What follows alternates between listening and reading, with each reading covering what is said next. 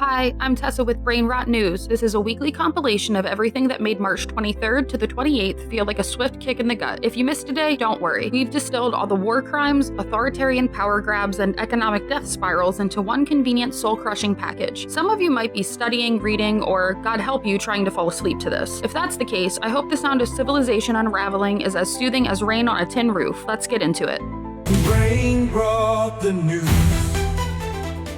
So this is just like chef's kiss level of incompetence. Trump officials, including Defense Secretary Pete Hegseth and Vice President J.D. Vance, just casually discussed classified war plans in a Signal group chat. And not just any Signal group chat, a chat that accidentally included a journalist, because apparently the US military now operates like your aunt's Facebook Messenger thread where she keeps sending the eggplant emoji to the entire family. The chat was called Houthi PC Small Group, which sounds like either a terrible punk band or the worst corporate Zoom meeting ever. Inside, they were dropping detailed military plans, targets, weaponry, and attack sequences just out in the open like it was a fantasy football draft. And how did journalist Jeffrey Goldberg get in there? Someone misentered a phone number. That's it. One tap and suddenly the editor-in-chief of The Atlantic had front row seats to an actual war strategy session. Incredible. When Goldberg realized what he was looking at, he did what any responsible journalist would do. Immediately left the chat and reported the breach. Hey guys, quick note on messaging. Maybe don't drop military secrets in a group chat with random people, but don't worry. The National Security Council assures us that this definitely didn't compromise national security, which given the track record of these people means it absolutely did. But it's fine, nothing to see here. Just the highest levels of government texting war plans like they're organizing a surprise party. This whole thing raises some serious questions, like what else is being discussed in these group chats? Are nuclear launch codes just sitting in the drafts folder of a Discord server? Is the Pentagon running a Substack where they accidentally post invasion plans? Because at this point, it's honestly not that far-fetched. So to recap, sitting Vice President and the Secretary of Defense accidentally leaked war plans to a journalist because they don't know how to use a phone. And the official response is, oopsie poopsie. Amazing. If this were any other country, the US would have already been calling for a regime change.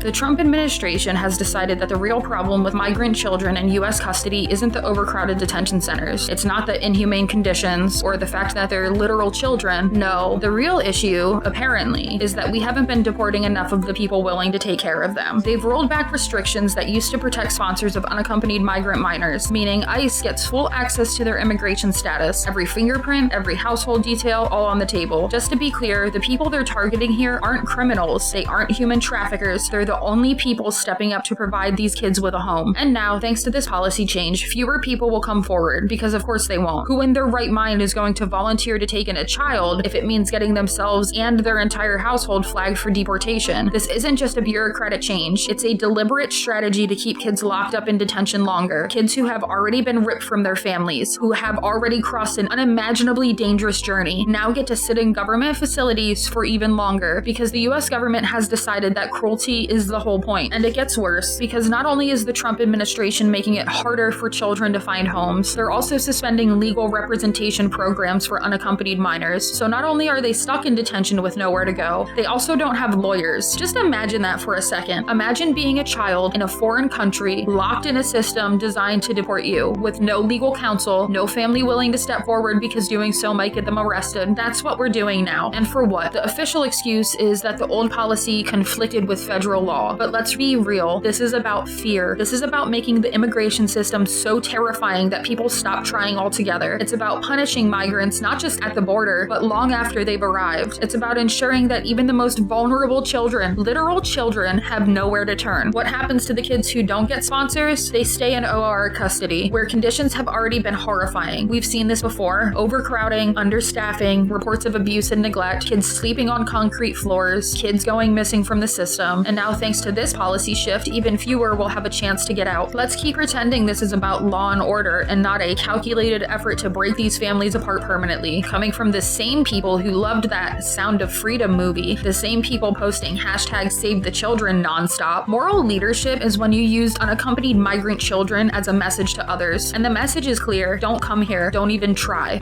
In today's episode of How to Destroy a Superpower in 3 Easy Steps, current fascist-in-chief Donald Trump, flanked by his chief economic arsonist Elon Musk, has gutted thousands of federal jobs in a move so reckless that even Russia's top spies are struggling to keep a straight face. Why just weaken the country when you can put it on a silver platter for every enemy we've ever had? The reason? Allegedly, it's about government efficiency. But let's be honest, this isn't about streamlining operations. It's about purging the so-called deep state, or as sane people call it, the actual functioning parts of government. Who's overseeing this masterclass in national sabotage? The newly minted Department of Government Efficiency, or DOGE, because Musk treats public policy like a Reddit shitpost. Yep, the man who literally tanked Twitter is now in charge of ensuring government competency. What could go wrong? Possibly everything. When you fire thousands of federal employees, you don't just cut jobs, you also cut oversight, expertise, and security clearances. That means a massive number of now unemployed specialists, many of whom had access to classified information, are now floating around the job market, desperate for work. And guess who loves hiring disgruntled former intelligence workers? That's right, Russia, China, and every other country that would love a front row seat to America's slow motion collapse. In theory, we have laws against ex-government employees selling state secrets. But in practice, well, when someone's mortgage is due and the only LinkedIn DMs they're getting are from a Vladimir offering consulting opportunities with a 6-figure salary and an all-expenses-paid trip to Moscow, let's just say patriotism might take a backseat to survival. And this isn't some hypothetical doomsday scenario. History tells us that just one rogue employee can cause massive security breaches. Edward Snowden leaked NSA secrets, Reality Winner went to prison for exposing Russian election interference, and remember that guy from the Air National Guard who got caught leaking classified documents on a Discord server? Yeah, that was just one guy trying to impress his gaming buddies. One. Now multiply that by thousands. This mass purge effectively manufactures an espionage crisis at a scale we've never seen before, and yet Trump and Musk are selling this like a genius move. Government waste, they cry, as they personally waste billions on grifts and failed business ventures. Musk alone has torched more money on bad ideas than most countries' entire GDPs. Ask the advertisers fleeing Twitter like rats from a sinking ship. Maybe, just maybe, this isn't just stupidity. Maybe it's intentional. After all, it's not like Musk is a stranger to cozying up to authoritarian regimes. The guy practically treats China's government like a business partner and has repeatedly done favors for Putin, from stalling Starlink access to Ukraine to parroting Kremlin talking points. And Trump, we all know he'd love to live up Putin's butt. So ask yourself, what's more likely? That these two are just incredibly incompetent, or that they want America weaker, easier to manipulate, and more vulnerable to foreign control? Could both be true? Either way, the result's the same. Putin's popping champagne, China's making recruitment spreadsheets, and the US intelligence community is about to have the worst hiring crisis in history. Great job, everyone. Who needs foreign enemies when our own leaders are doing their job for them?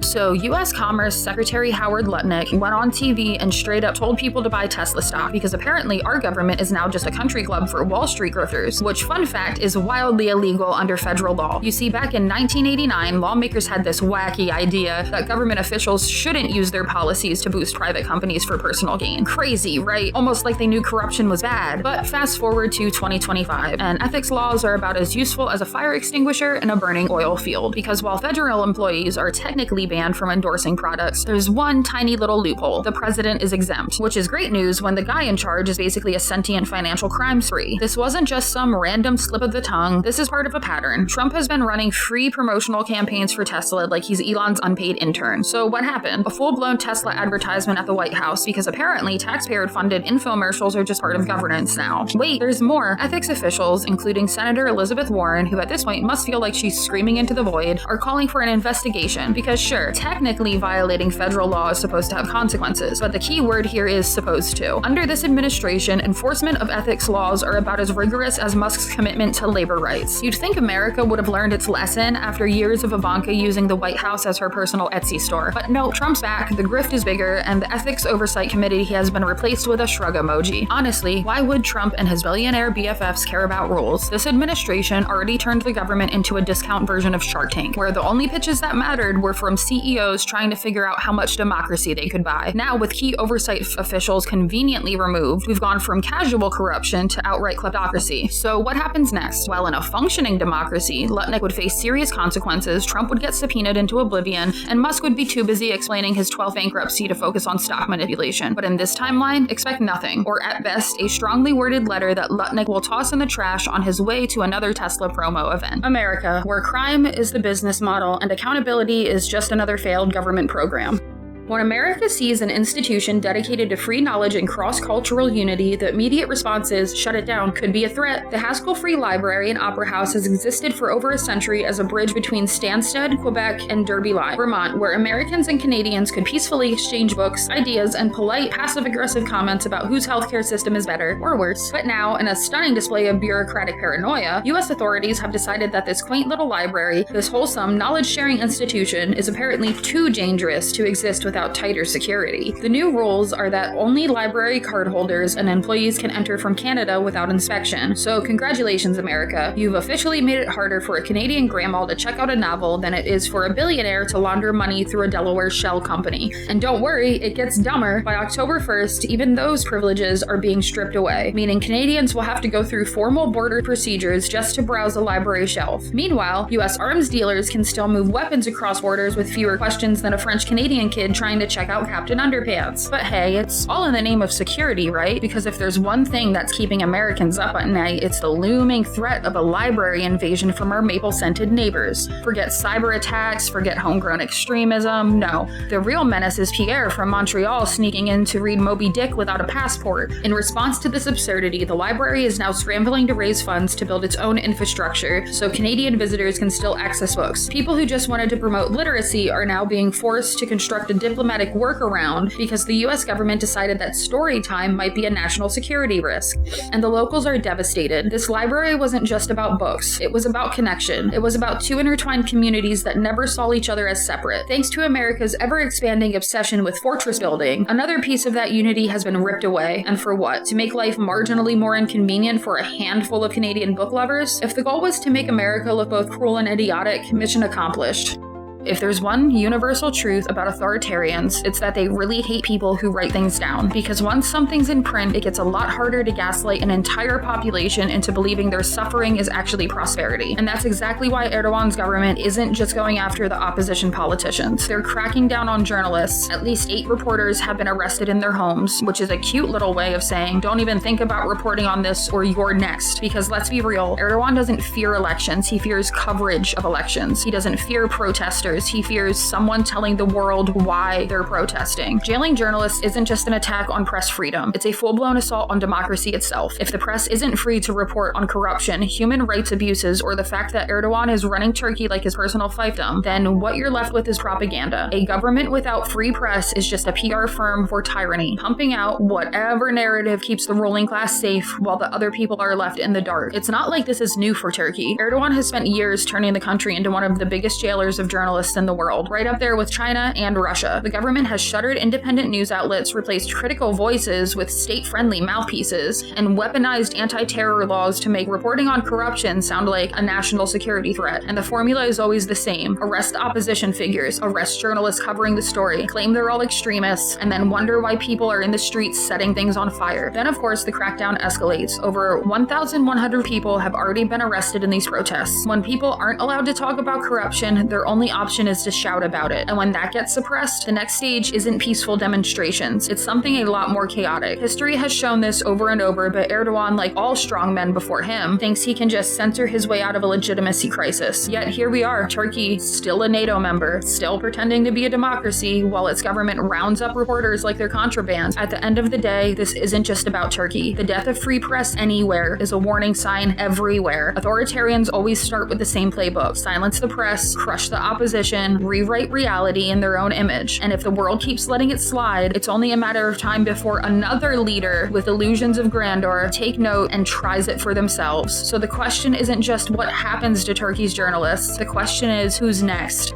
Well, folks, it didn't take long. 2 months into Trump's second reign of terror, administration, and the free press is already on life support. Journalists who were once merely labeled fake news and enemies of the people for the crime of quoting Trump accurately are now dealing with an all-out government offensive designed to strangle independent media into submission. And Trump's not being subtle about it. We've got lawsuits against media organizations and FCC that thinks freedom of the press was a suggestion, public data disappearing from government websites faster than evidence at a Mar-a-Lago Mar-a-Lago bathroom, and a coordinated effort to control which reporters get access to the White House so blatant that even AP News had to take legal action. Let's not forget the gutting of Voice of America, because apparently broadcasting actual facts about the government is just too risky under an administration that thrives on nonsense. This isn't just a few bad policies either. It's a systematic attempt to kneecap the entire news industry. The goal? A press corps that works for Trump, not against him. A media landscape where Fox News is considered too moderate and anything remotely critical gets drowned out, defunded, or litigated into oblivion. Because in Trump's world, the truth isn't just inconvenient, it's the enemy. And if this all feels disturbingly familiar, that's because it is. This is the Erdogan playbook, the Putin playbook, the Orban playbook. You call the press corrupt and untrustworthy, then you make sure they actually become corrupt and untrustworthy by replacing real journalists with government-approved propaganda peddlers. And then you arrest anyone who refuses to play along. Now, we're not quite at step 3 yet, but give it time. We've already seen how far Trump is willing to go to punish those who don't toe the line. And if journalists don't start falling in line voluntarily, well, let's just say the legal system under this administration is looking a whole lot more useful for silencing critics than protecting democracy. And the worst part is, it's working. With public trust in the media already in the gutter thanks to years of deliberate misinformation, Trump doesn't even need to jail reporters. He just has to make sure that when they tell the truth, no one believes them. Once reality becomes a matter of opinion, the only truth that matters is the one dictated by those in power. So where does this end? Best case scenario, enough lawsuits pile up that some of these press restrictions get struck down, until Trump stacks the courts with more lackeys that believe that actually a state-run media monopoly sounds kind of fun. Worst case, America gets the full Turkey-Russia experience, and in a few years, the only legally approved news source is a 24-hour loop of Trump speeches and Musk tweets. Either way, journalists are fighting for their survival right now, and if they lose, well, let's just say history hasn't been kind to countries that let their leaders declare war on the press.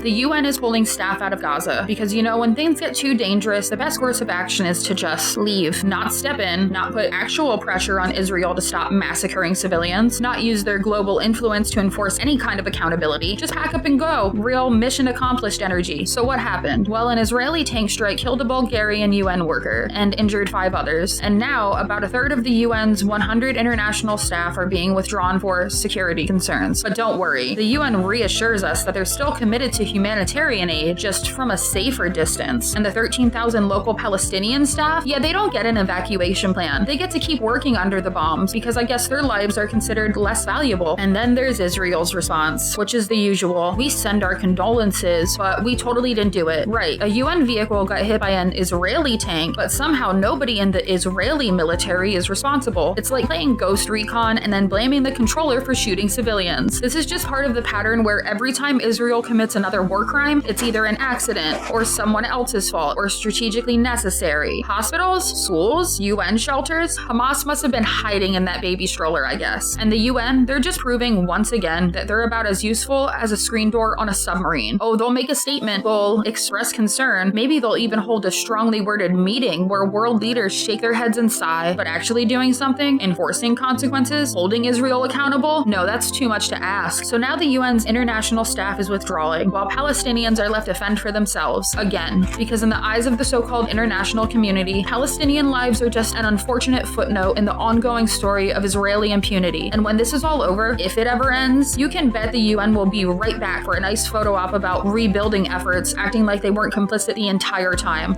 Just what we needed. Tuberculosis is making a comeback. The WHO is now sounding the alarm because child TB infections in Europe shot up 10% last year, bringing the total to over 7,500 cases. That's 650 more sick kids than the year before, and it's the 3rd year in a row that cases have increased. Officials are just acting like this is somehow happening, like tuberculosis is a weather pattern and not a completely preventable and treatable disease. It's not a mystery. We know exactly how TB spreads. We know how to treat it, and we used to be making progress against it. Then, like everything else, public health gets tossed onto the chopping block. Why keep investing in disease prevention when you can just throw some thoughts and prayers at the problem and call it a day? So what's behind this surge? Well, a mix of factors. Better diagnostic tools mean we're actually catching more cases, which is great, but then there's also the small matter of war and displacement, particularly thanks to Russia's invasion of Ukraine. Turns out, forcing millions of people into overcrowded shelters with crumbling healthcare infrastructure is not great for stopping the spread of airborne diseases. Who could have guessed? Oh right, literally literally anyone who has ever studied epidemiology for 5 minutes. And just when we needed more resources to fight TB, can you guess what's happening? Funding is getting slashed. USAID, a major donor in global health efforts, is cutting back because apparently childhood tuberculosis is just not a priority. We gotta save that money for more important things like,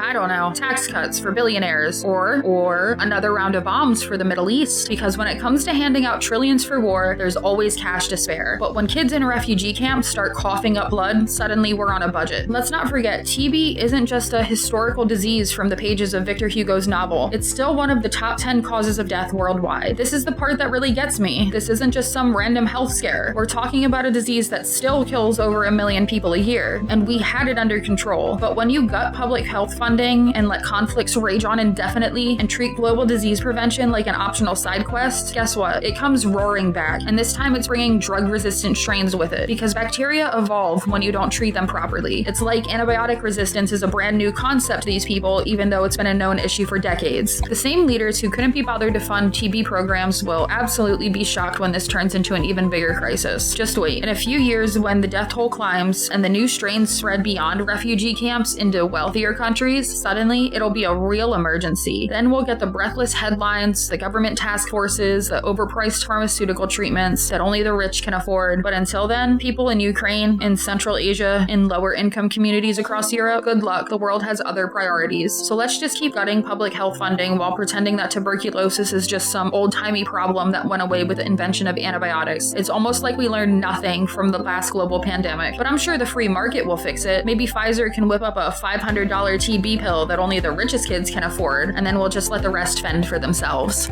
Oh, we're doing this again. Trump is back on his Greenland real estate fantasy, doubling down on his bizarre obsession with buying an entire territory, because apparently the lesson he took from his last presidency wasn't don't publicly fantasize about colonialism in the 21st century, it was let's double down and send my VP's wife to poke the bear. So here we go. Usha Vance, the wife of Vice President J.D. Vance, is leading a high-profile U.S. delegation to Greenland, and shocker, their government is not happy. Outgoing Prime Minister Muti Iga is calling it a provocation. Jens Frederick Nielsen of the Democrats Party is basically saying, can we not do this right now? And Denmark is stepping in to remind everyone that, yes, Greenland is still a Danish territory. Trump, in his infinite wisdom, sees no issue with openly floating the idea of annexing a country that very much does not want to be annexed. And for what? What's the plan here? Some sort of Arctic manifest destiny? A last-ditched attempt to add a new Trump-branded ice golf resort? Or does he really just want to be the guy who finally finishes colonizing the planet? Let's be honest, if this were happening in any other context, we'd be calling it imperialism. Since it's America, it's just good old-fashioned deal-making. And can we talk about the absolute weirdness of sending Usha Vance on this trip? Not the vice president, not the secretary of state, not anyone remotely qualified in international diplomacy. No, we're sending the VP's wife. Nothing says we respect your sovereignty like treating a diplomatic visit like a PTA meeting. Naturally, this is all happening at the worst possible time. Greenland is in the middle of a political transition, and instead of respecting that, the US is just barging in, stirring the pot, and making everyone's job even harder. Denmark, meanwhile, is having to do damage control because the last thing they need is another diplomatic headache while the Arctic is already a geopolitical powder keg. But Trump, being Trump, doesn't care. The man treats international relations like he's still running a reality TV show. Greenland said no years ago, and yet here we are again, like an ex who just won't stop texting. And of course, this isn't just about Greenland. The US sees the Arctic as the next big chessboard. Russia's trying to expand its military presence. China's sniffing around for resources. And now the US is rolling in like it's about to call dibs on an entire continent. But instead of handling it like actual statesmen, the Trump administration is out here acting like it's shopping for a summer home. Denmark is frustrated, and the US is once again showing the world that it has the diplomatic subtlety of a brick through a window. I'm sure the Trump administration thinks this is all going great. Maybe next time he'll try to buy Scotland. Oh, would you look at that? Donald Trump is making life miserable for international students again, because if there's one thing Republicans hate more than educated Americans, it's educated foreigners who might actually contribute to society. For a brief, shining moment after the pandemic, international student enrollment in the US was bouncing back. But now, thanks to Trump's latest round of immigration paranoia, foreign students are wondering if coming to the US for a degree is worth the risk of being deported for existing wrong. That's the new reality. More deportations, more visa restrictions, restrictions and just a hint of fascism with those threats of kicking students out if they so much as attend a political protest. God forbid an international student peacefully voices an opinion while paying tens of thousands of dollars for a degree they could get cheaper elsewhere. And honestly, who can blame them for looking elsewhere? The UK, Canada, and Europe are all just sitting back watching the US self-destruct and saying, oh, you don't want the best and brightest from around the world? Cool, we'll take them. And it's not just about the students. This is terrible for US universities, which rely on international students to keep the whole system from collapsing in on itself. In the last academic year, international students pumped a record $43.8 billion into the US economy and kept 378,000 jobs afloat. You know, the kind of numbers that Republicans usually pretend to care about, except, of course, when those dollars are coming from non-white, non-American sources. But instead of rolling out the red carpet and making higher education in the US attractive to international talent, Trump and his goons are basically putting up a giant neon sign that says, go away, we don't want you. Unless you're a billionaire or willing to work for scraps under an exploitative visa program. Let's not pretend that universities can actually fix this with some reassurance. You think an email that says, don't worry, we support our international students is going to mean anything when ICE is out here treating them like criminals, when even leaving the country for a legitimate family emergency might mean not being allowed back in? The US used to be a dream destination for international students. Now it's a gamble, a very expensive, very stressful gamble. And for what? A diploma that might not even be worth the risk when you can get a world-class education somewhere else that isn't actively trying to ruin your life? So, congrats, America. If Trump gets his way, we're not just losing smart, talented people, we're forcing them to go build their futures elsewhere. Nothing says make America great again like running off the people who actually wanted to be here. Trump and his merry band of bigots are back at it, making life as difficult as possible for transgender and non-binary people. Because banning gender-affirming care wasn't enough, trying to outlaw drag shows wasn't enough, forcing trans kids to out themselves at school wasn't enough. Nope, now they're going after passports, because apparently they won't rest until they've stripped every possible right away from LGBTQ+ people. The new policy strips away the gender X marker for non-binary people. No more ability for trans people to update their passports to reflect their actual gender. Instead, they want to force everyone into the rigid, binary categories of female or male, no matter how incorrect or harmful that is. And they're trying to pass this off as some kind of necessary standardization. Right, because we all know the Republican Party is deeply committed to accuracy and documentation. That's why they keep rewriting history books to make it sound like slavery was a misunderstood internship program. This isn't about clarity or standardization. It's about erasure. It's about making life as miserable as possible for trans and non-binary people, forcing them into situations where they either have to out themselves constantly or risk getting harassed, detained, or worse. Imagine trying to travel and having to explain every single time why your passport doesn't match your identity. Imagine the stress of wondering if some power-tripping customs officer is going to deny you entry or arrest you because your paperwork isn't Trump approved. This is already hurting people. One woman had her passport sent back to her with the wrong gender. Another person is stuck in bureaucratic hell, unable to get any passport updates because of this. This isn't just paperwork. This is people's ability to exist safely in the world. Don't think for a second this stops at passports. This is just another step in the GOP's never-ending mission to roll back LGBTQ+ rights entirely. They've already attacked gender-affirming care. They've already pushed laws to force trans people out of public spaces. And now they're going after basic fundamental documentation. You think they'll stop here? No, because once they normalize this, they'll come for driver's licenses, then birth certificates. Then they'll start reviewing whether trans people should even be recognized under the law at all. They're doing this on purpose. They want trans people to feel unsafe. They want to make travel impossible. They want to push trans people back into the closet or out of the country entirely. This is cruelty as policy. This is an administration that thrives on taking rights away from people just to satisfy its hateful far-right base. So now, trans Americans who already have to fight every single day just to be treated like human beings are being forced to sue their own government just to have a passport that accurately represents them. And that lawsuit, it's not just about travel. That's about whether trans and non-binary people are even allowed to exist in the eyes of the state. Make no mistake, Trump's goal isn't just to change a passport rule. It's to set a legal precedent that says trans people don't count. And once that door is open, they'll keep marching through it until LGBTQ rights in America are nothing but a distant memory.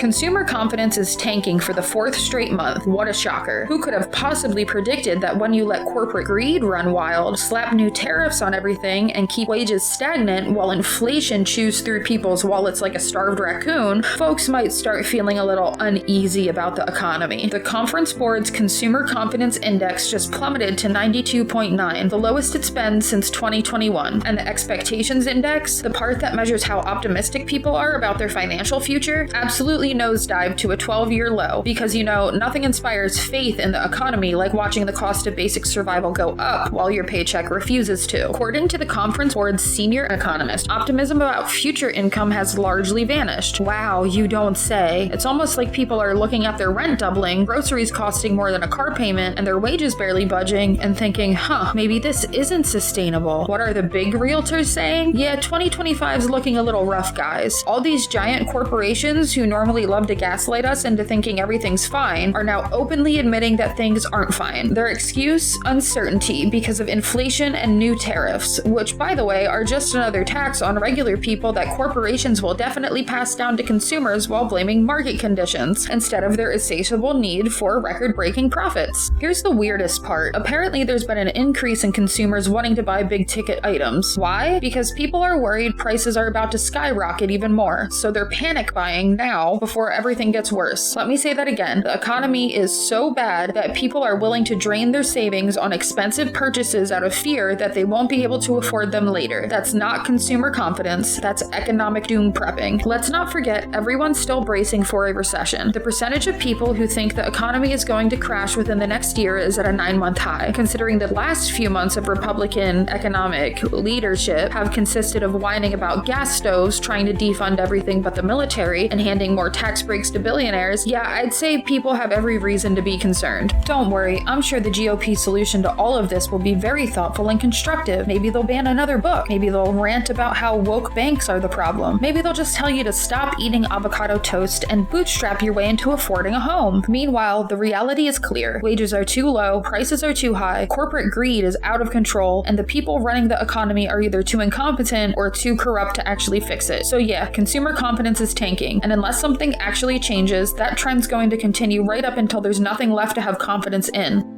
Republicans and education, name a more destructive duo. You'd think after decades of slashing school budgets, demonizing teachers, and replacing history books with right-wing propaganda, they'd take a breather. But no, now they're going for the final boss battle, federal education funding itself. Their big-brained idea? Block grants, which is just conservative code for let us hoard the money while gutting the programs that it was meant for. Iowa's leading the charge, asking the feds to just dump 10 different school funding programs into a single, unregulated pot of cash. No oversight, no strings attached, just pure, unfiltered Republican greed disguised as state flexibility. This aligns perfectly with Trump's promise to shrink the federal role in education. If there's one thing we've learned, it's that conservatives aren't happy unless they're dismantling something that actually benefits people. They already tried to kill public schools with underfunding, teacher burnout, and private voucher schemes. Now they're coming for the last scraps of federal money that might have helped poor and disabled students, and they want it handed over to Republican-run states like it's a no-question-asked slush fund. Surprise, surprise, Project 2025 has a long-term plan to turn Title I funding into a block grant, and then slowly phase it out over the next decade. The funding that specifically helps poor kids? That one. Just gonna quietly make it disappear, so 10 years from now, no one even remembers that the government used to give a damn about disadvantaged students. Education Secretary Linda McMahon, yes, the WWE lady, because this entire country is a joke, says block grants could be useful, but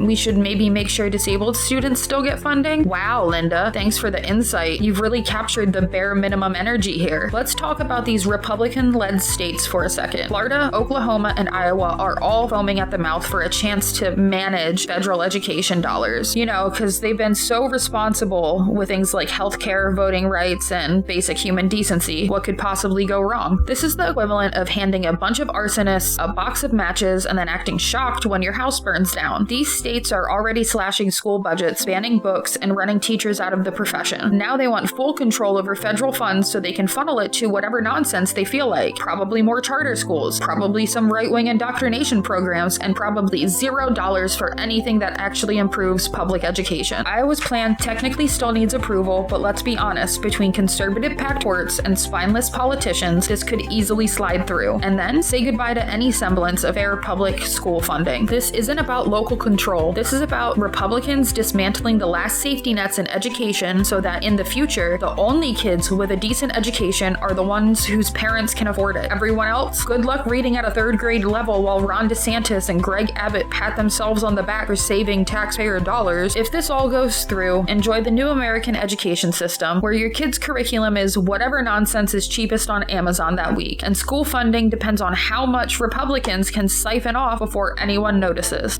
147 state lawmakers across 44 states were accused of sexual harassment or misconduct in just 8 years. That's 12 dozen creeps in office, a whole damn gross of them. And yes, I mean that both mathematically and morally. At this point, state legislators aren't so much governing bodies as they are understudies for the Catholic Church. Just replace altar boys with interns and boom, same horrifying abuse of power. Same refusal to actually fix the problem, just with worse suits and even less accountability. Somehow, after years of Me Too, after public outcry, after actual resignations and expulsions, these dudes are still acting like it's 1955. Don't worry, policies have been updated. That's right, in response to nearly 150 lawmakers getting caught being human garbage disposals, state legislatures have taken bold action by redefining harassment, adding mandatory training, and setting up independent investigations, which, let's be real, are just fancy ways of saying, fine, we'll teach these men that no actually means no before we let them run the country. Well, at least we'll try. Yeah, you totally need policy reforms to explain why groping your staff or demanding sexual favors should be off the table when crafting tax laws. That's where we are. So let's talk about this so-called mandatory training for a second. Can you even imagine what it must be like sitting in a room full of sleazy middle-aged men teaching them not to be predators? All right, gentlemen, today's lesson. When a woman says no, that's not a cue for you to start rubbing her shoulders. Meanwhile, women in politics are still dealing with the same toxic, festering hellscape of harassment and misogyny they always have. You know, the same system where credible allegations are met with, well, did she really mean it? Or boys will be boys, until suddenly a man's political career is on the line, and then it's, okay, it's fine, we'll address it. Sure, more women than ever are serving in state legislatures, and that's amazing, but you know what's not amazing? The fact that these women still have to navigate the same minefield of creeps who view them as either secretaries or sex objects, while their male colleagues get away with a slap on the wrist and a half-hearted PR apology. Let's not forget the varying enforcement of these new and improved harassment policies. While some states might actually take them seriously, others are treating them like a suggestion, the same way rich people treat stop signs. At the end of the day, this isn't just about policy, it's about power. And the reason these predators keep getting elected, keep getting away with it, keep staying in office despite their creepy little skeleton-filled closets, is because the system was built to protect them. So sure, keep passing your little ethics reforms, keep hosting your awkward sensitivity trainings, but until we stop electing predators to public office, until we start treating this as a disqualifying career-ending disgrace instead of just another oopsie, we're going to be reading this exact same story in another 8 years.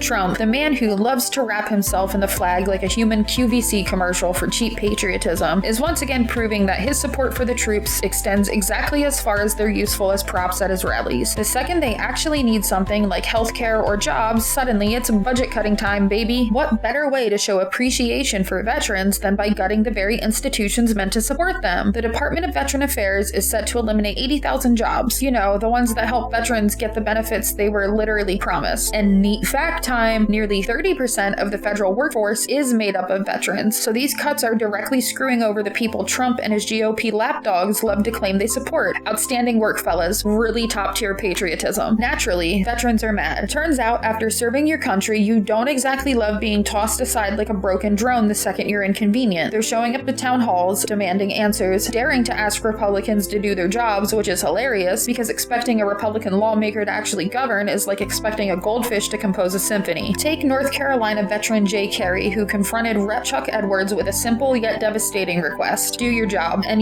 Edwards just had to be sitting there sweating through his made in China American flag lapel thin, thinking, damn, I really liked it better when these guys just stood behind me for photos. Of course, some Republicans are defending these cuts, because fiscal responsibility only seems to matter when it's about screwing over the working class. Representative Gus Bilirakis of Florida is out here trying to convince everyone that this is just about being smart with taxpayer money. It's wise financial decision making when you give billionaires tax cuts the size of a small country's GDP, while simultaneously telling disabled veterans, sorry, we just can't afford to help you walk. Not all Republicans are completely heartless. Some of them are just mildly heartless. Take Representative Dan Crenshaw, a veteran himself, who's acknowledging concerns about the indiscriminate nature of layoffs. Wow, Dan, truly brave of you to notice that a giant bureaucratic chainsaw massacre of veteran jobs might not be the best idea. If only there were, I don't know, an entire political party actively working to stop this? Oh wait, there is, and you're not in it. Democrats are introducing actual legislation to stop this train wreck. They're also organizing shadow hearings to make sure the public understands just how badly these cuts are screwing over our veterans. But let's face it, Republicans are hoping no one notices until it's too late. Then there's Vote Vets, an advocacy group that is now laser focused on Republican veterans in swing districts. What's a bigger slap in the face than voting for a party that turns around and kneecaps you? They're running campaigns exposing how Trump and the GOP are leaving veterans to rot, which is the kind of brutal honesty we need more of. So to summarize, Trump and his bootlickers are slashing veteran benefits while still pretending to be their biggest supporters. Veterans are rightfully furious. Democrats are trying to fix it, and Republicans are mostly hoping their voter base is too busy screaming about drag queens to notice.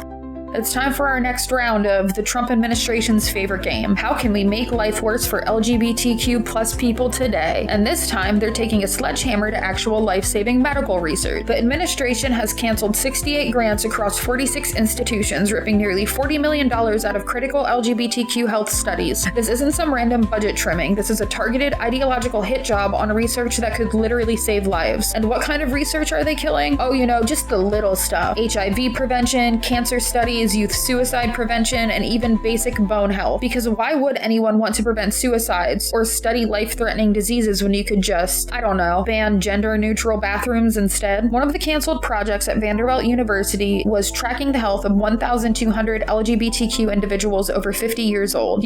Actual scientific work that might help people live longer, healthier lives. Nope, gotta shut it down, because God forbid we learn something that might benefit the LGBTQ plus community. Of course, the Department of Health and Human Services is pretending that this isn't a big deal. Their spokesperson, Andrew Nixon, insists they're still committed to evidence-based science. Ah yes, evidence-based science, the same way Republicans are committed to democracy, which is to say, only when it serves their agenda. Meanwhile, actual scientists like Simon Rosser are warning that these cuts will set back medical research for years, not just in terms of scientific discovery, but also by gutting the careers of emerging researchers focused on LGBTQ health. The kind of progress we should be encouraging, but instead we're forcing talented scientists to either abandon their research or leave the country to do it somewhere that still values facts. It's not about fiscal responsibility. It's not about reallocating resources. It's about erasing LGBTQ people from public health research. This is about undermining decades of progress in a way that's deliberate, malicious, and deadly. The GOP isn't happy just banning books, censoring history, and making it harder for trans people to exist in public. Now they want to strip away their funding for medical research too. If they can't legislate them out of the existence, they'll just defund the science that helps them survive. And the worst part, if this doesn't get reversed, these cuts will have ripple effects for decades. We won't just be losing this research, we'll be losing all the knowledge, all the medical advancements, and all the lives that could have been saved if these studies had been allowed to continue.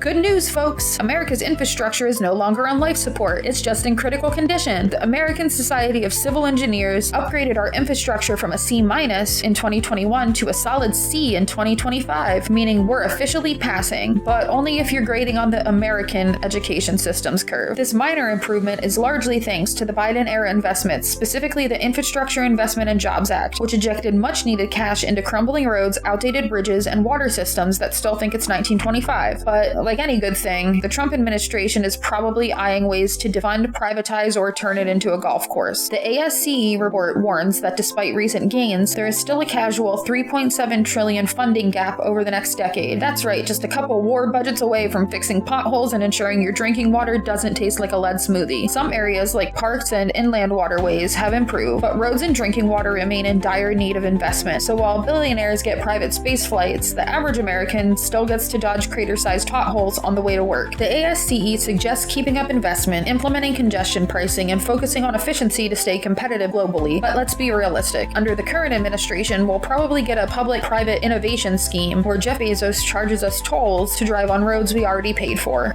In a shocking turn of events, the US has managed to broker a ceasefire between Ukraine and Russia, proving that even a broken empire can still play world police when it feels like it. The agreement, which Ukrainian President Zelensky says will take effect for Ukraine immediately on March 25, 2025, aims to stop attacks on energy facilities and ensure safe navigation in the Black Sea. President Zelensky cautiously welcomed the deal, but made it clear that if Russia so much as sneezes in the wrong direction, he'll be asking Washington for more weapons and sanctions faster than you can say military-industrial complex. The US has assured Kiev that the ceasefire covers not just energy facilities, but also other civilian infrastructure, because when has vaguely defined US foreign policy ever led to misunderstandings? Both Ukraine and Russia have stressed that American guarantees are the only thing keeping this agreement from collapsing, like a Jenga tower in an earthquake. So while this ceasefire is technically a significant diplomatic step, it also relies on the Trump administration's ability to enforce it, which, let's be real, is like asking a toddler to guard a cookie jar. For now, the world holds its breath, hoping this fragile truce holds, but given history and the fact that US profits whether peace or war prevails, don't be surprised if diplomatic success just means brief intermission before the next arms shipment.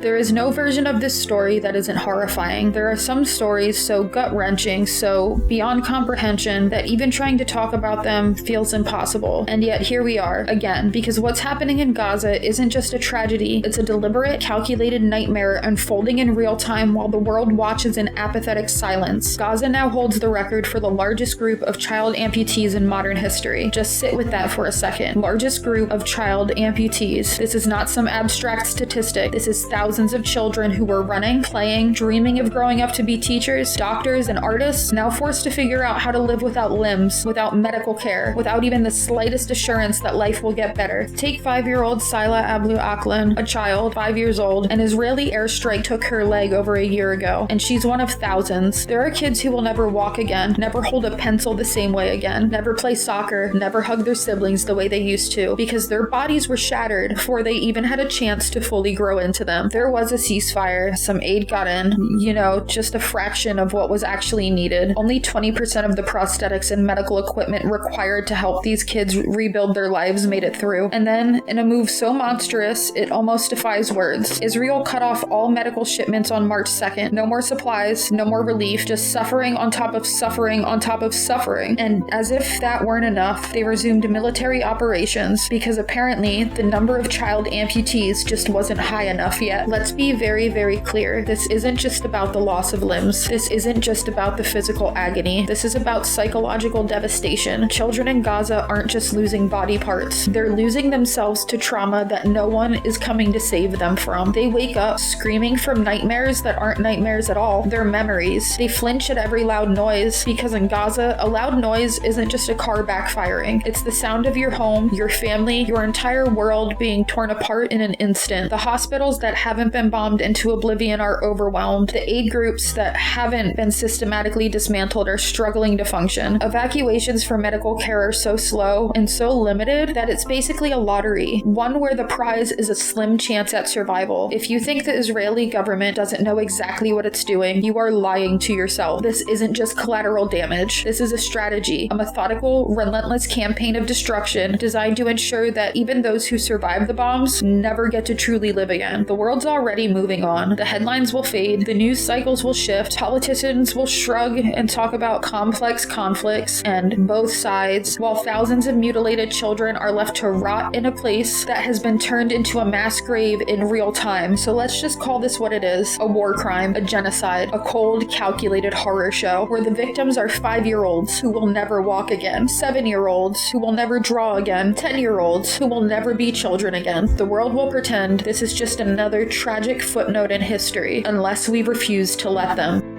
I'm excited for this one. This one's a gift. Edward Big Balls Korestein, a man who by all accounts should not be allowed near anything more complex than a Wi-Fi router, was secretly helping cyber criminals. He now holds a government job, and not just any government job. He's part of Elon Musk's Department of Government Efficiency, or DOGE, which is both a real thing and a cruel joke on the American people. Now let's address the big balls in the room, because yes, this man who unironically named himself Big Balls was out here helping a cybercrime ring run a website called dataleak.fun, which, side note, is possibly the most obnoxiously evil name for a hacking website ever. What was Big Balls doing? Oh, just providing DDoS protection and caching services for a group engaged in phone hijacking, because nothing says big balls like stealing people's digital identities, hacking law enforcement emails, gotta make sure those big balls stay one step ahead of the FBI, and harassing an FBI agent. Yes, this man has balls so big they're actively committing felonies.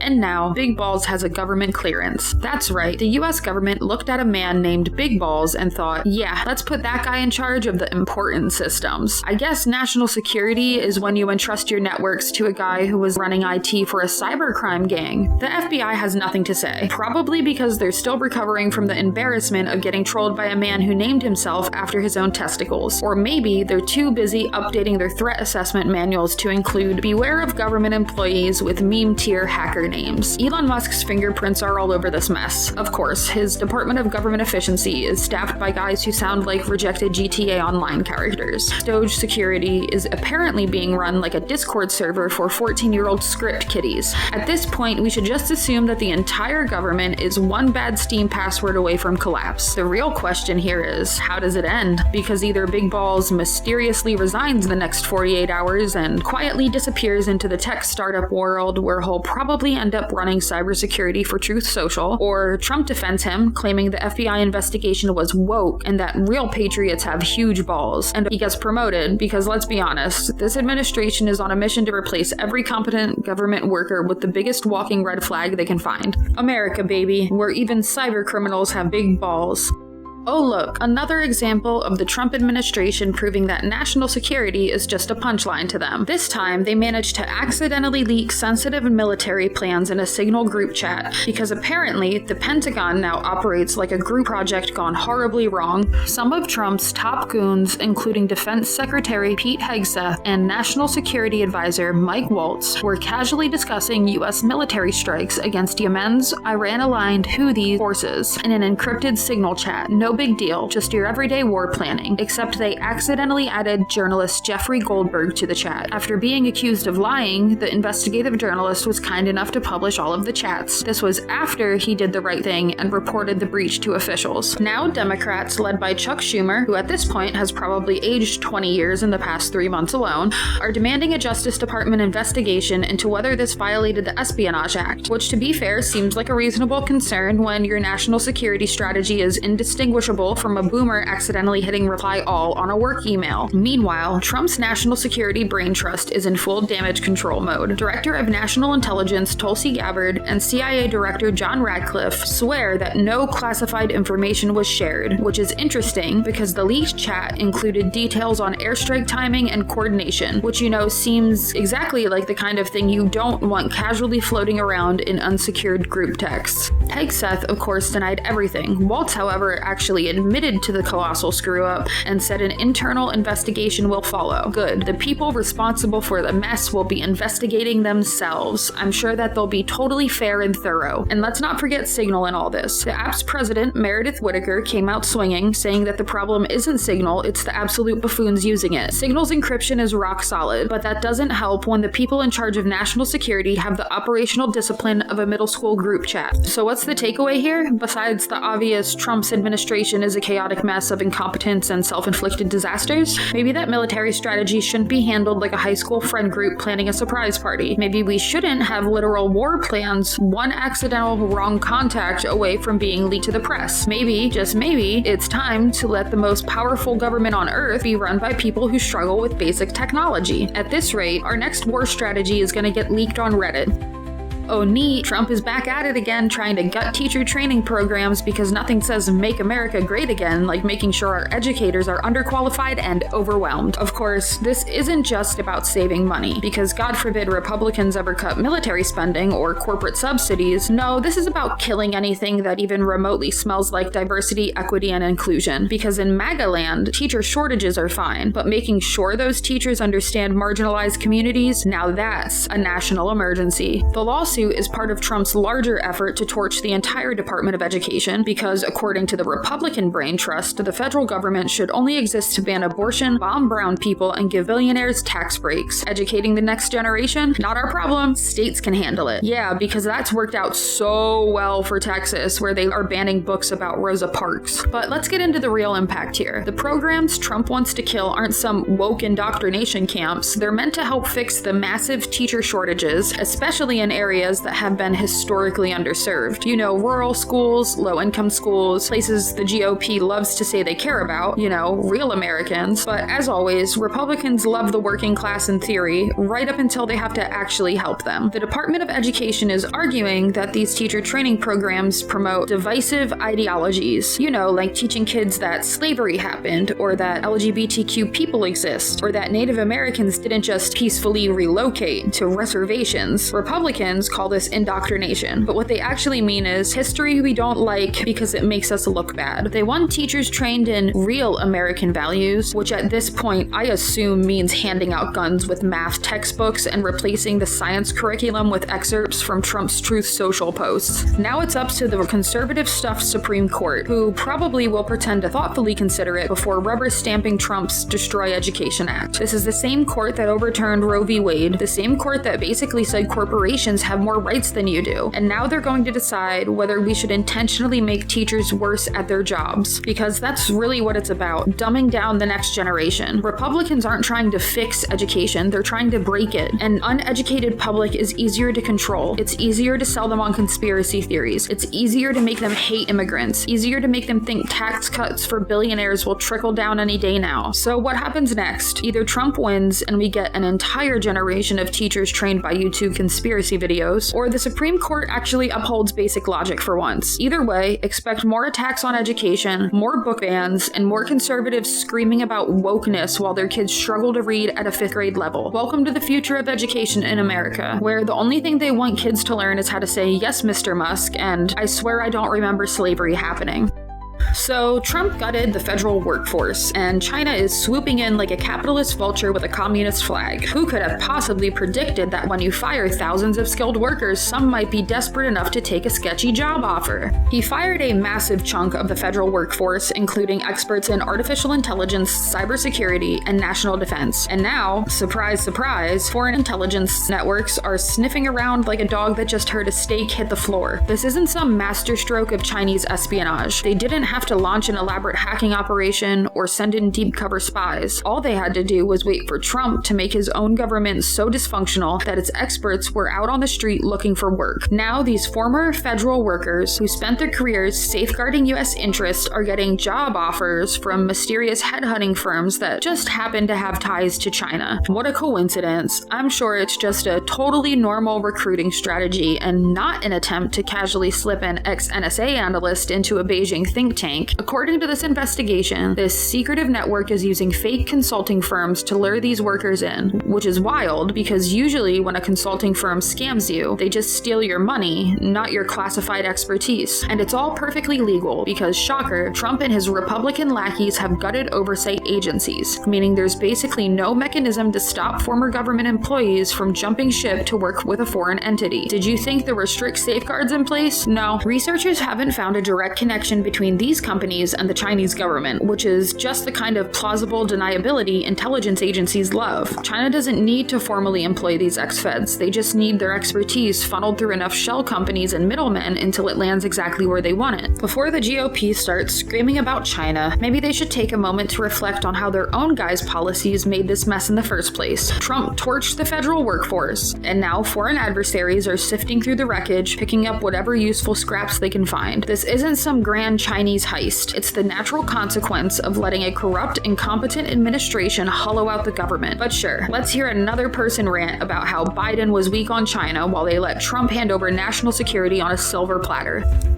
Ah yes, the geopolitical equivalent of a drunk guy at a bar trying to buy someone's girlfriend. Trump is back at it again, reviving his totally sane, absolutely not embarrassing obsession with purchasing Greenland, because a stable genius is someone who tries to buy a place that doesn't want to be sold. Trump has managed to turn a wholesome sporting event into an international diplomatic incident. Originally, Usha Vance, wife of Vice President J.D. Vance, was supposed to attend this dog sled race. I'm assuming just smiled awkwardly while pretending the US isn't trying to annex the host, but Denmark saw right through it. Prime Minister Mette Frederiksen called this visit unacceptable pressure on Greenland, which is a very diplomatic way of saying get the hell out of here with your land grab fantasy.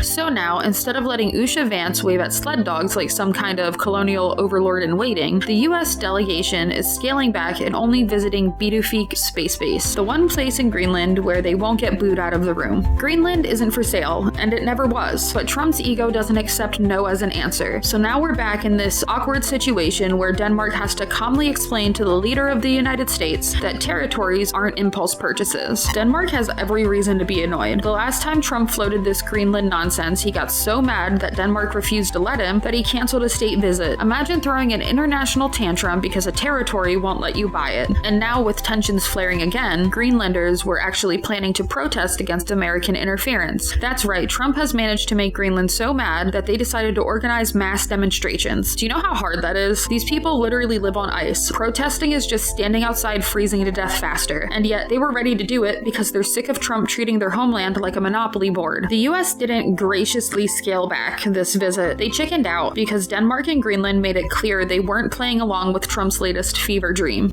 Well, that ceasefire lasted about as long as a New Year's resolution. On March 25th, 2025, the US somehow convinced Ukraine and Russia to agree to separate ceasefires, aimed at stopping attacks on the Black Sea and each other's energy infrastructure. A bold move, considering that Russia treats agreements the same way Trump treats subpoenas, completely optional. Within hours of signing, Russia launched drone strikes across Ukraine, proving once again that diplomatic agreements with Moscow have the shelf life of an avocado. At this point, if Putin signed a deal saying, "I won't punch you in the face," you'd need a helmet within the hour. Ukrainian President Zelensky confirmed that multiple cities were hit because, surprise, Russia doesn't actually stop attacking just because they said they would. Meanwhile, the Kremlin, in a breathtaking display of what the hellery, accused Ukraine of attacking Russian energy facilities while they were still in negotiations. Yeah, the classic Putin playbook. Bomb your neighbor, cry victim, demand concessions. But hold on a second, Moscow has new conditions. They won't follow the Black Sea security deal unless the West lifts sanctions on their agricultural and fertilizer exports, which, by the way, aren't even directly sanctioned. So what is making it difficult for Russia to ship its wheat and chemical cocktail? Restrictions on things like finance, insurance, port maintenance, and Russian-flagged vessels. In other words, basic consequences for invading a sovereign nation. But Putin is acting like he's the real victim, tragically unable to spread his manure, literally and figuratively, across the world. The Kremlin argues that these barriers are preventing them from reaching their full agricultural export potential. The rest of the world argues that invading and bombing countries tends to be bad for business.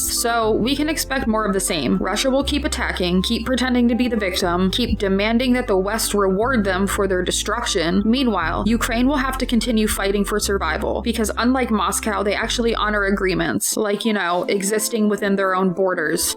A U.S. judge has ruled that the Biden administration overstepped its authority when it canceled oil and gas leases in Alaska's Arctic National Wildlife Refuge, meaning drilling in one of the planet's last untouched wilderness areas is back on the menu.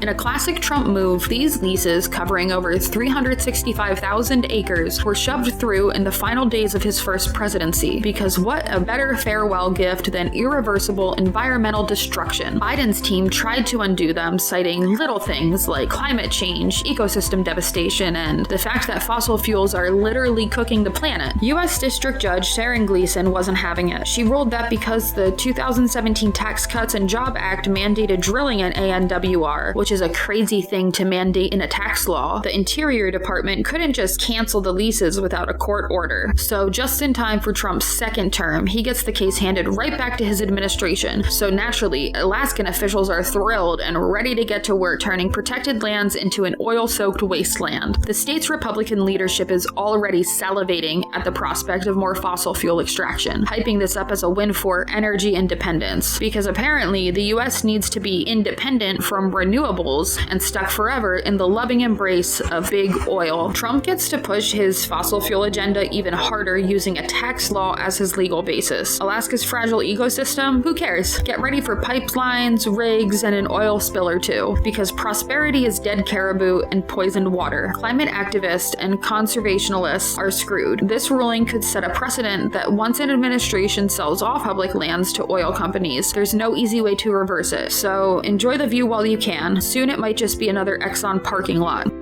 The Trump administration is back on its favorite pastime, rounding up foreigners like it's some dystopian scavenger hunt. This time, U.S. immigration authorities detained a Turkish doctoral student from Tufts University, revoked her visa, and left everyone, including the university, scrambling for answers. There is zero official explanation for why this student was targeted, but let's be honest, this isn't about immigration violations, it's about politics. The Trump administration has been ramping up its crackdown on international students and pro-Palestinian activists, and if you happen to be both, well, good luck. There is zero official explanation for why this student was targeted, but let's be honest, this isn't about immigration violations, it's about politics. The Trump administration has been ramping up its crackdown on international students and pro-Palestinian activists, and if you happen to be both, well, good luck. At Brown University, a Lebanese professor was deported because someone found photos on her phone that were allegedly sympathetic to Hezbollah, which she refutes. At Cornell and Georgetown, students are also being targeted because apparently being in college while foreign is now a national security threat. The message is loud and clear. If you're a foreign student, especially from the Middle East, shut up or get deported. The Trump administration isn't going after terrorists. It's using that label as a political bludgeon to silence dissent. There's no due process, no hearings, no explanations, just a knock on the door, a revoked visa, and a one-way ticket out of the country. It's a purge disguised as immigration enforcement. And if you think this stops at international students, think again. Today it's foreign nationals. Tomorrow it'll be US citizens who happen to have the wrong opinions. Because once a government starts deporting people for protesting, it is only a matter of time before they start locking up citizens for doing the same. Yes, another day, another blatant corruption scandal from the Trump administration. This time, it's Emile Bovee, a high-ranking official in the Justice Department, allegedly ordering the destruction of evidence related to a meeting about dropping corruption charges against New York City Mayor Eric Adams. Because when you're part of Trump's inner circle, crime isn't just a side hustle, it's the whole business model. Eric Adams, the NYC mayor, is in legal hot water, accused of accepting bribes from Turkish officials. The Justice Department was considering dropping the charges, because why wouldn't Trump's DOJ want to let a corrupt politician off the hook? Former federal prosecutor Danielle Sassoon says she was explicitly told to shred notes from a meeting about this case. The guy giving the order? Emile Bovee, who naturally denies everything, because that's what Trump's officials do when caught red-handed. Now, any normal administration, this would be a major scandal, but under Trump, it's just Tuesday. Sassoon, who resigned in protest, says she's documented all of this in a draft letter to Attorney General Pam Bondi, the same Pam Bondi who previously declined to prosecute Trump's scam university after receiving a nice campaign donation from him. The Justice Department hasn't even made a final decision on whether to let Adams walk free, which means this whole saga isn't over yet. Under Trump, the Justice Department doesn't fight corruption, it buries it. Literally in this case, under a pile of shredded notes. If you ever get caught breaking the law, just remember, the real crime isn't committing the act, it's failing to properly destroy the evidence. Donald Trump has once again decided that democracy is simply too inconvenient for his taste, signing an executive order aimed at overhauling U.S. elections, or more accurately, making it harder for the wrong people to vote.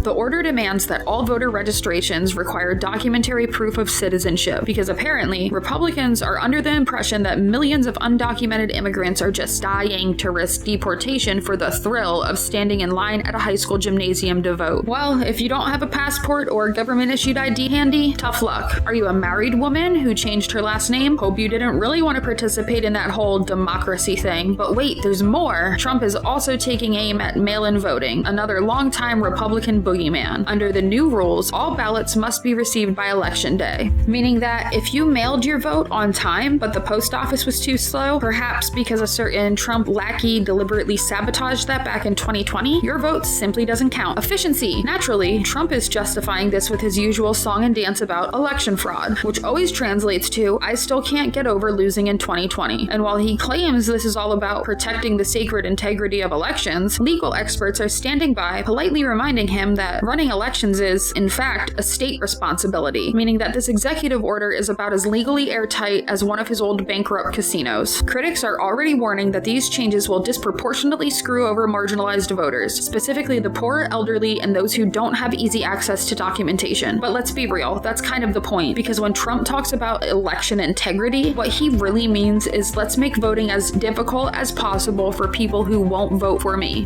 The order also directs federal agencies to help identify non-citizens on voter rolls, which sounds a lot like the GOP's favorite pastime, pretending undocumented immigrants are voting in droves while conveniently ignoring actual voter suppression. And just to make it extra Orwellian, Trump is rolling back previous policies that expanded voter access, because as always, if something helps more people vote, Republicans assume it must be a scam.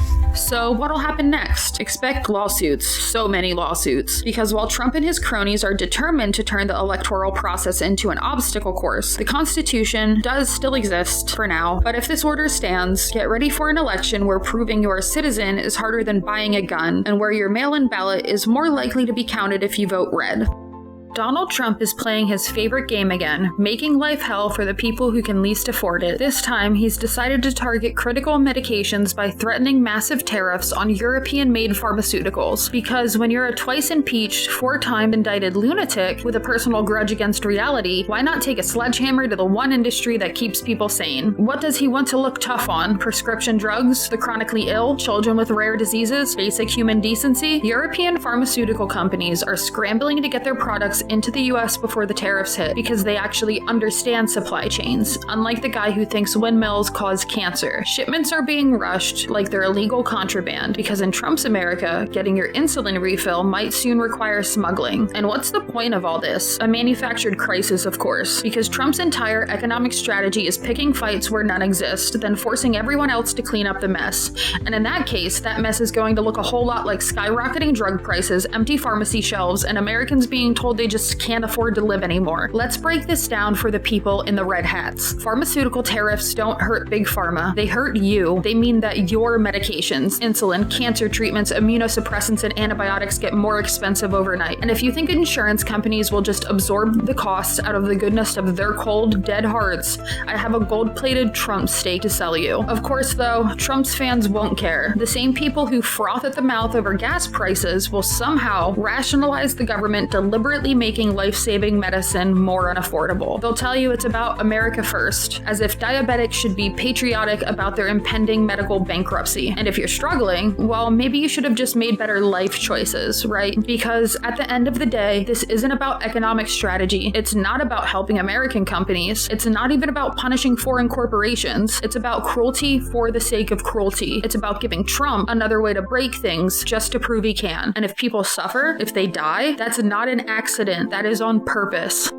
Oh look, another crazy blacklist from the Trump administration, because defending Jewish students is when you target universities for not cheering on Israel's ethnic cleansing loudly enough. Muhlenberg College and 59 other institutions just got slapped with investigations for anti-Semitism, and most of them have no idea why. I do, because in Trump's America, anti-Semitism now means criticizing Israel in any way. Muhlenberg fired a professor last year over anti-Semitism. They handled it, but somehow they're still on this mystery list of shame, with the Department of Education warning that their funding could be yanked. And they're not alone. 1/3 of the schools on this hit list have no unresolved complaints. Some have zero history of anti-Semitic incidents. So what did they actually do wrong? They allowed students to protest the genocide in Gaza. That's it. That's the crime. If students dared to criticize Israel's war crimes, or worse, if professors spoke out about Palestinian human rights, suddenly their school is under investigation. Never mind that actual Jewish organizations like If Not Now and Jewish Jewish Voice for Peace are also condemning Israel's slaughter in Gaza because in the Trump era, you're only the right kind of Jewish if you support apartheid and bombing refugee camps. And because America is a low-budget fascist theme park now, Trump put ex-WWE executive Linda McMahon in charge of education policy. And she's been talking about protecting Jewish students. Protecting them from what? From hearing opinions they don't like? Because that's what this is really about. Shutting down free speech, controlling academia, and making sure that no one questions the US blindly bankrolling genocide. The Department of Education doesn't even have enough staff to investigate all these cases. So this isn't even a real crackdown. It's just a scare tactic. The message is clear. Fall in line or get defunded. Because if Trump can slap the anti-Semitism label on anyone he wants with no evidence, then nobody is safe. Not universities, not students, and definitely not you.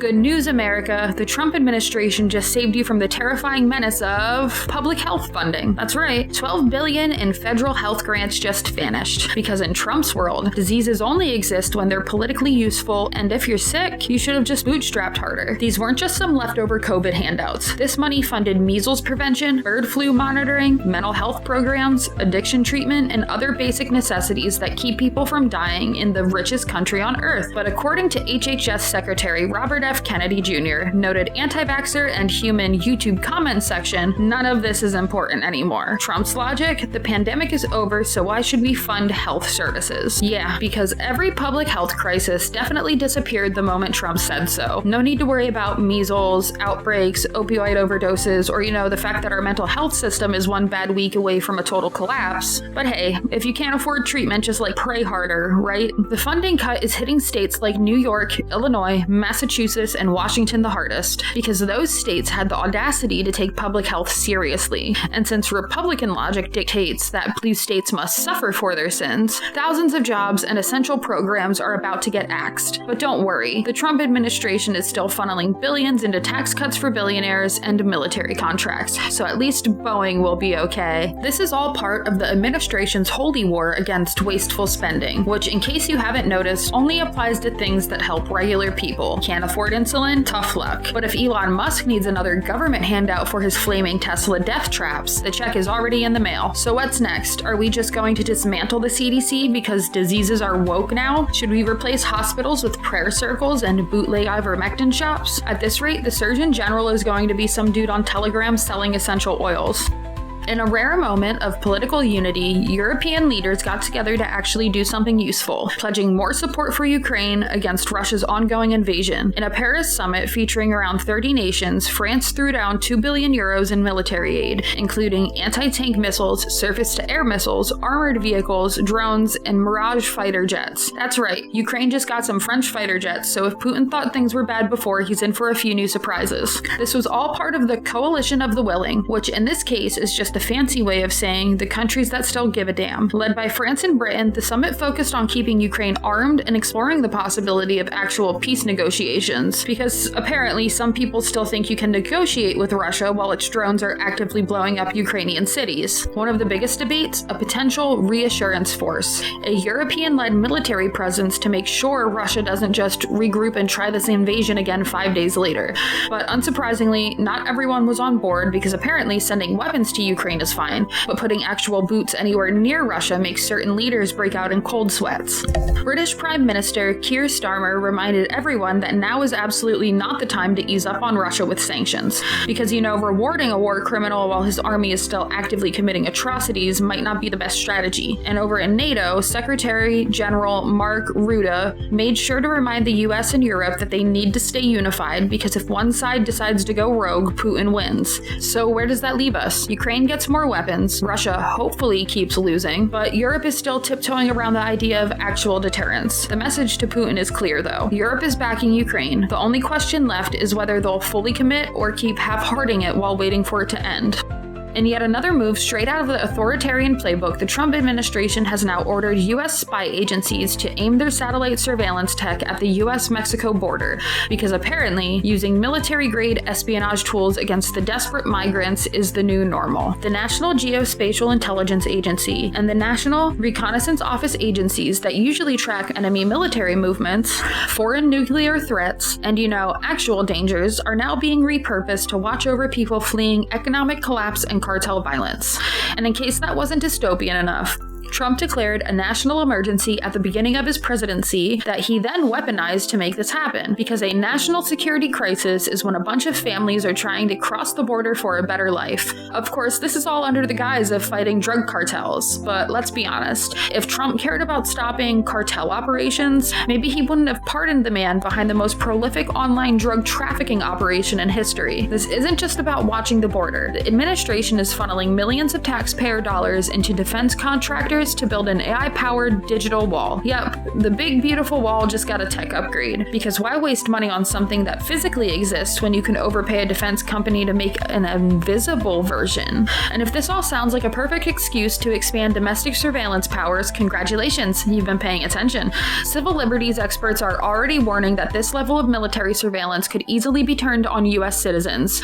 And if history has taught us anything, any new spying power will eventually be used against the people who were told it was for their safety. At this point, all that's missing is a few dystopian billboards flashing "Big Brother is watching" over Texas, and we're officially in a sci-fi police state.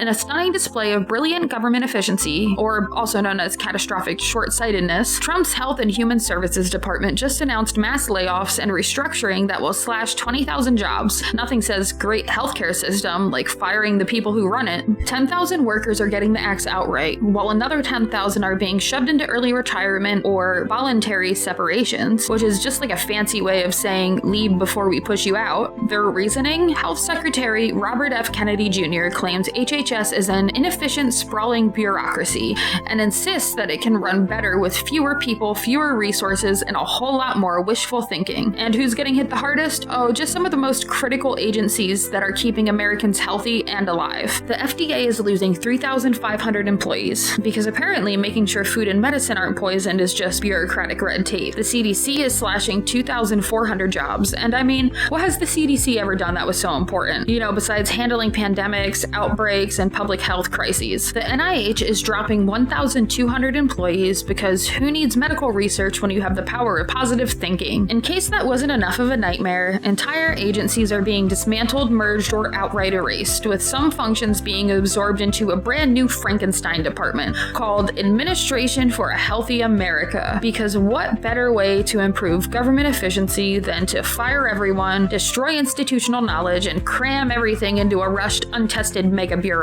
But wait, there's more. While HHS claims that this will save $1.8 billion annually, there's zero transparency on how those numbers were calculated. But don't worry, I'm sure gutting federal health agencies will have absolutely zero consequences on disease prevention, drug safety, or medical research. This isn't about efficiency. It's part of the Trump administration's broader strategy of dismantling public services under the guise of reform. We've seen this playbook before. Cut funding, fire experts, break institutions, then turn around and claim the government doesn't work. If you thought the healthcare system was a disaster before, buckle up. Because when your food gives you E. coli because the FDA is underfunded, when you have limited access to medication because of tariffs, when the next public health crisis spirals out of control because we're basically dismantling entire health organizations, just remember, at least we save some money.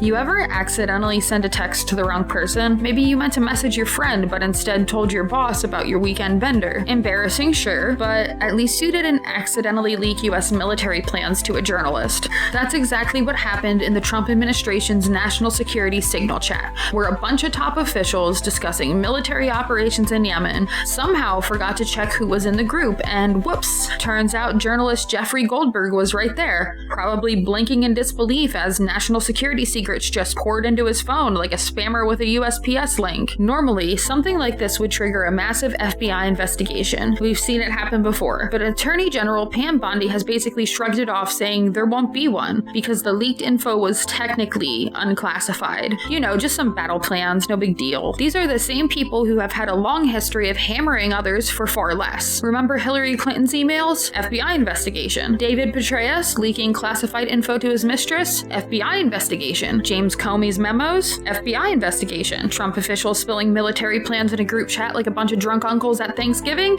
We'll do an internal review. Democratic lawmakers are furious, demanding an actual investigation because, and call me crazy, maybe, just maybe, our national security shouldn't hinge on Trump officials knowing how to use group chat settings. But since when has accountability ever applied to these people? And let's not ignore the real kicker. This was a conversation about military action in Yemen, a conflict the administration barely wants to acknowledge exists, while still casually plotting operations over Signal like it's a GTA Online heist setup. The whole thing is a joke, and just like every other scandal, it'll probably get buried while Bondi and the gang pretend this is totally fine and normal. If there's one thing we've learned, it's that in Trump's America, some people get investigated, jailed, silenced, and others just oops their way out of treason.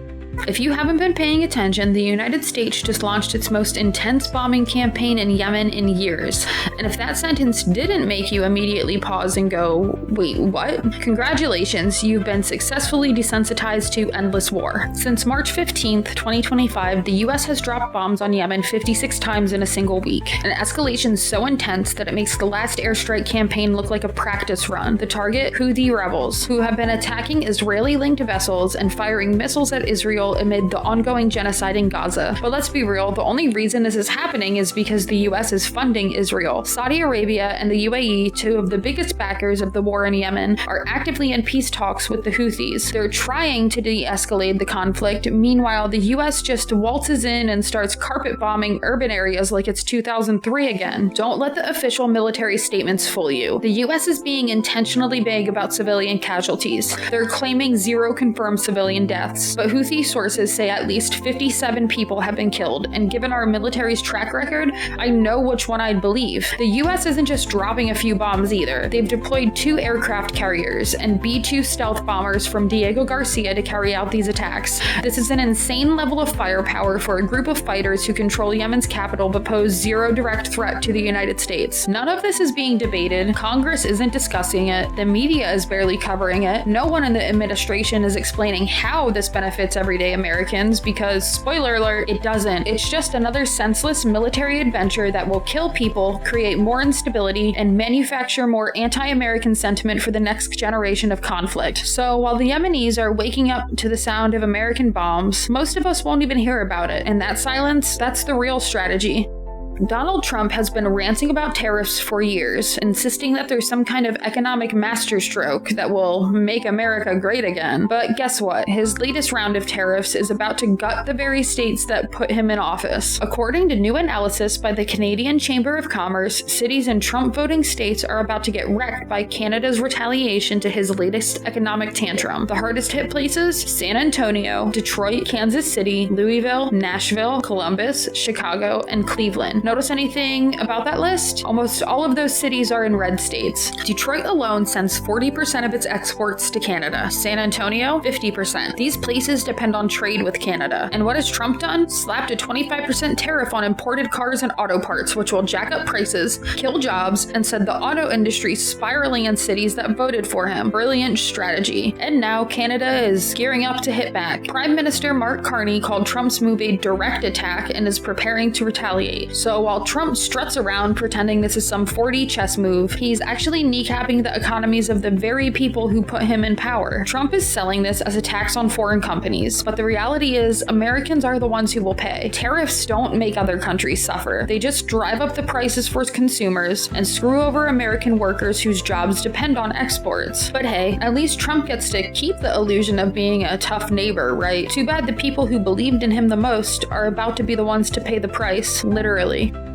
A federal judge just gave the New York Times the green light to take OpenAI and Microsoft to court over copyright violations. This isn't just another lawsuit. This is a full-blown battle over the future of journalism, AI, and who actually owns the words we read. Judge Sidney Stein ruled that the Times lawsuit can move forward, rejecting OpenAI's desperate attempts to make it disappear. The core accusation? That OpenAI stole the Times' articles to train ChatGPT without permission, without payment, and without a care in the world. The argument is simple. If AI models are just regurgitating stolen work, how is that not copyright infringement? OpenAI, of course, is playing dumb, claiming that everything they used was publicly available and that their training process falls under fair use. But let's be real, if you run someone else's work through a machine, scramble it a bit, and spit it back out without a credit or compensation, that's not innovation, that's theft. This case is just the beginning. Media companies are lining up to take on big tech for rating their work without paying a cent. If the Times wins, expect a tidal wave of lawsuits from every major news outlet that has been quietly watching OpenAI and Microsoft vacuum up their content like digital pickpockets. So the stakes are massive. If AI companies get away with this, it's basically a green light for them to strip mine journalism, books, and art with zero consequences. But if the Times wins, it could force OpenAI and Microsoft to start paying for what they take or completely rethink about how they build their AI models. Either way, this isn't just a lawsuit, it's a fight for the soul of creative work in the AI era.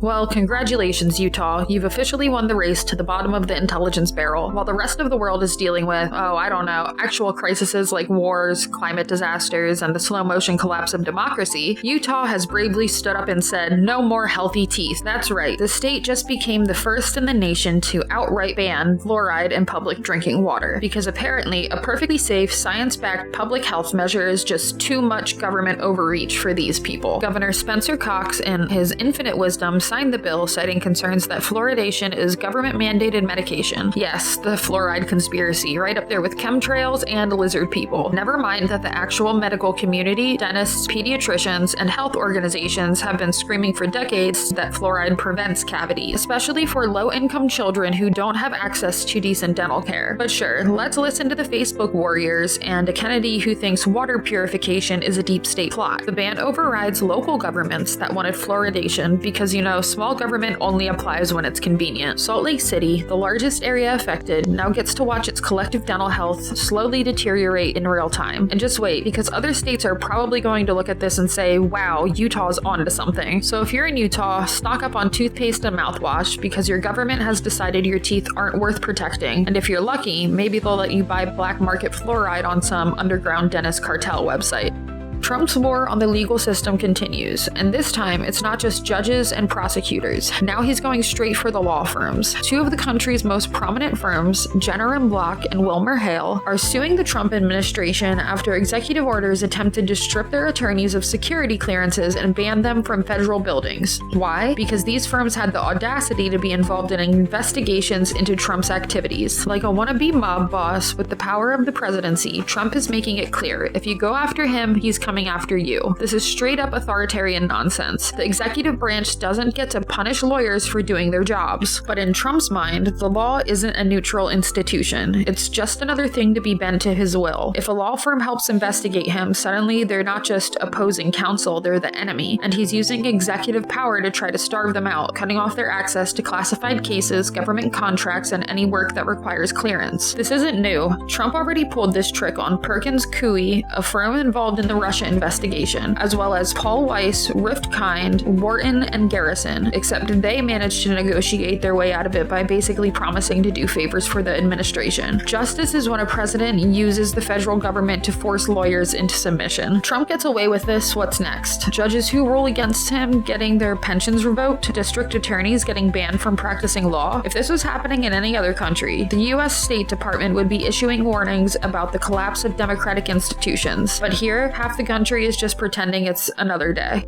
Trump's war on history has officially gone federal. With his latest executive order, he's planning to turn the Smithsonian into a right-wing propaganda machine, stripping funding from any programs that dare tell the actual story of America. The National Museum of African American History and Culture? Too much truth. The Women's History Museum? Clearly a woke conspiracy. After all, women have never done anything, right? And the American Art Museum? Probably not enough paintings of bald eagles crying over the American flag. Who's in charge of overseeing this great cultural cleansing? None other than Vice President J.D. Vance, a guy who somehow managed to pivot from writing a book about Appalachian poverty to being the human equivalent of a wet handshake from Tucker Carlson. Make no mistake, this isn't about restoring balance or removing improper ideology. This is about gutting any historical narrative that doesn't glorify rich white men and their very legal and not all horrific actions. Trump and his minions don't want history that acknowledges slavery, systemic racism, women's suffrage, labor movements, or literally anything that that suggests America has flaws. Instead, they're pushing to restore Confederate monuments because America First is taxpayer-funded statues of the losers who fought to destroy America. Don't worry, they're also making improvements to Independence Hall in time for the 250th anniversary of the Declaration of Independence, and by improvements, I assume they mean replacing any plaque about slavery with a giant golden sign that says America has never done anything wrong ever. Maybe they'll throw in an animatronic Trump in a powdered wig signing the Declaration of Independence while Jesus whispers the Constitution into his ear. At this point, we're just a few months away from them introducing the Patriot History Act, where all the students will be required to memorize a history book that is just 2 pages long. Page 1, America was founded and perfect. Page 2, anyone who disagrees is a communist. This is just the beginning. Trump gets 4 more years. You know he's not stopping at museums. Next up, libraries. Why let people read about history when you can just rewrite it? Maybe burn a few good books. And let's go ahead and rename the Washington Monument while we're at it. The Donald J. Trump Very Tall Tower of Freedom has a nice ring to it. This isn't about meddling with museums. This is about setting the stage for a future where only their version of America is allowed to exist. If you can control history, you can control the future. And if they get their way, the next generation won't know what they even lost.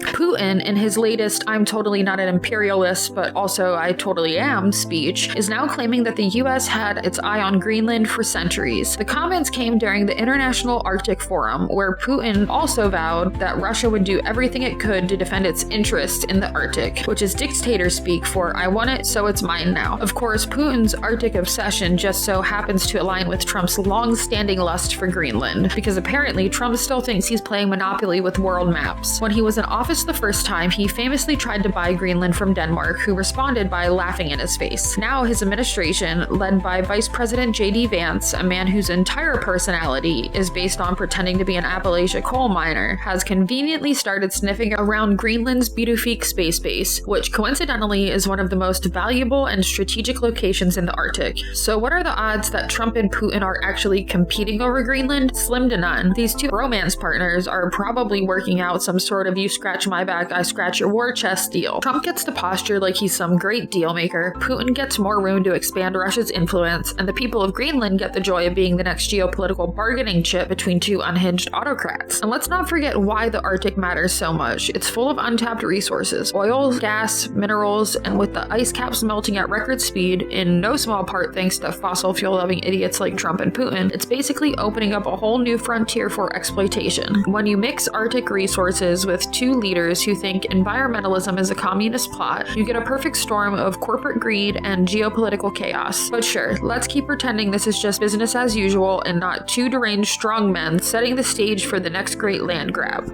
Trump isn't just strangling education, he's taking it out back, tying it to a chair, and waterboarding it with a copy of The Art of the Deal. Because in his world, universities exist for 2 reasons: laundering right-wing ideology and producing enough STEM graduates to keep the defense contractors happy. Anything beyond that? Nope. That's just woke indoctrination, and it must be defunded immediately. Trump has now slashed federal research funding to major universities, pulling the plug on the financial life support that keeps scientific and academic progress moving forward. Columbia, Penn, and dozens of other institutions just had their research budgets gutted like a tax bill in Congress, all because they dared to exist outside of Trump's authoritarian worldview. This isn't about saving taxpayer money or fighting corruption, it's about Trump using federal cash as a choke chain to force universities into submission. Look at Johns Hopkins, a top-tier research institution, suddenly struggling to fund projects because the administration is cutting NIH grants while also launching a conveniently timed anti-Semitism investigation. Meanwhile, Columbia had $400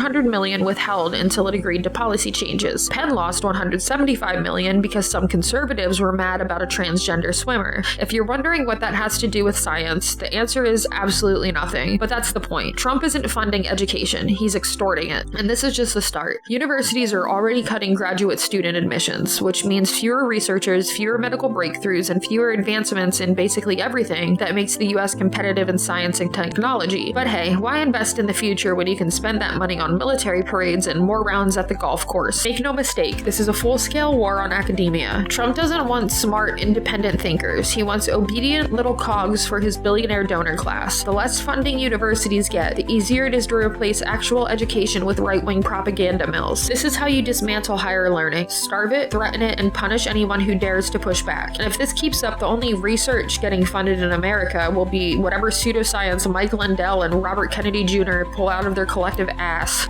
Trump's war on diversity, equity, and inclusion just hit a speed bump, courtesy of a federal judge who actually understands the Constitution. Judge Matthew Kennedy has temporarily blocked parts of Trump's anti-DEI executive orders, which were designed to purge anything remotely progressive from federal contracts and grants. Because in Trump's America, the only diversity that matters is the variety of white guys in his cabinet, ranging from the openly racist to the slightly more subtle racist. Under these executive orders, federal contractors would have had to certify that they weren't engaging in DEI efforts, because nothing says small government like forcing businesses to pledge allegiance to bigotry. If they didn't comply, they'd be slapped with False Claims Act penalties, essentially turning the Department of Labor into Trump's personal culture war enforcement squad. But thanks to this ruling, the Labor Department can't start freezing funds and punishing companies just yet. The lawsuit that triggered this injunction comes from Chicago Women in Trades, a nonprofit that helps women break into industries historically dominated by men. You know, the kind of thing that conservatives claim to love, helping people find work, except of course, if it involves someone who isn't a straight white man, then suddenly it becomes woke indoctrination. The judge ruled that Trump's orders were overly broad and vague, which is polite legalese for completely insane authoritarian nonsense. But let's be real, this is just the beginning. The goal of these orders was never just about stopping DEI. It's about using the federal government as blunt weapons to scare institutions into submission. If your company so much as whispers about inclusion, Trump wants you to be financially crucified. And with Republicans increasingly embracing outright white nationalism, this is just another step in the ongoing project of rolling back every civil rights gain from the last half century. The good news, this ruling at least delays some of the worst effects. The bad news, Trump will absolutely keep pushing this, and the second he gets a right-wing judge willing to rubber stamp it, we're looking at a federal purge of anything that doesn't align with his vision of America, an ultra-capitalist patriarchal playground where diversity exists only as a marketing gimmick and inclusion is a dirty word.